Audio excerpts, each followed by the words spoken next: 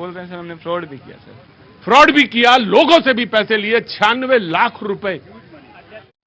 ये है हिमांशु, जिसको आप लोगों ने भली भांति जानते होंगे। कहीं ना कहीं आपने जरूर देखा होगा इस बंदे को। ये बंदा कहता है कि मेरे साथ फ्रॉड हो गया है 96 लाख का। एक दो और थोड़ा बहुत नहीं, 96 लाख का मेरे साथ फ्रॉड हो गया है, वो भी ऑनलाइन गेमिंग में।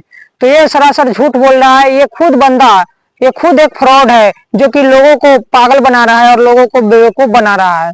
इसने बताया कि मैं बिहार से हूँ, लेकिन ये बिहार से नहीं, यूपी से कानपुर का है, गोविंदपुर करके कोई गांव है, वहां से है।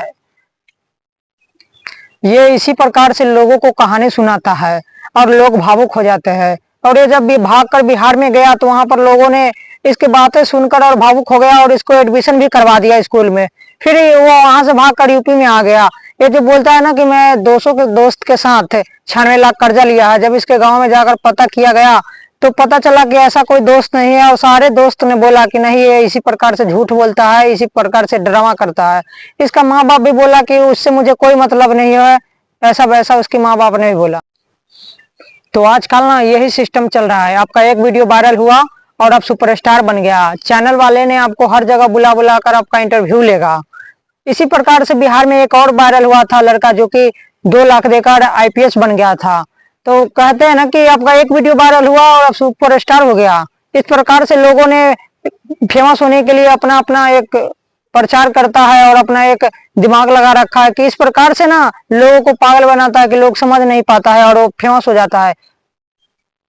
इस बंदे ने रो रो कर पत्रकार को बताया कि मेरे ऊपर 96 लाख का कर्ज है।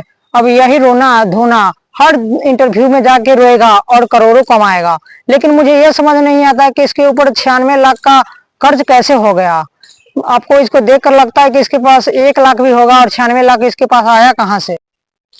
फेमस होने का लोगों ने एक नया टेक्निक बना रखा है। कोई वर्दी पहन के पुलिस थाना पहुंच जाता है, तो कोई रो धो के बताता है कि मेरे ऊपर 96 लाख का कर्ज है, तो कोई कुछ भी किसी प्रकार से लोग फेमस हो जाता है और फेमस होने के बाद वो करोड़ों कमाता है। अब तो मुझे भी लगता है कि ये वीडियो बनाना छोड़ के किसी चैनल पर जाके रोना धोना थोड़ा सा कर दिया कि मैं भी फेमस हो गया। अब क्या करेगा, इसी प्रकार से लोग फेमस होते हैं, तो अब हमें भी वही करना पड़ेगा।